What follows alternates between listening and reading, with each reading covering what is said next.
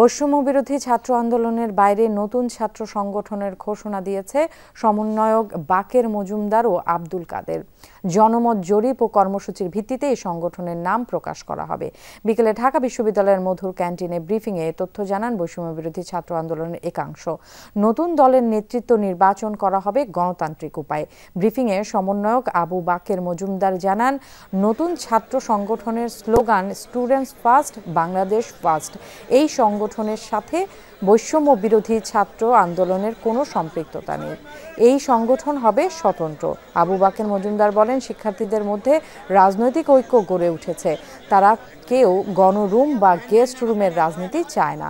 ব্রিফিংয়ে আব্দুল কাদের বলেন, ফ্যাসিবাদী আওয়ামী লীগ ও তাদের সহযোগী সংগঠন ছাত্রলীগের লেজুর ভিত্তিক রাজনীতির কারণে শিক্ষার্থীরা তাদের অধিকার হারিয়েছে। নতুন রাজনৈতিক বন্দোবস্তে ছাত্রদের অধিকার নিশ্চিত করার সুযোগ সৃষ্টি হয়েছে।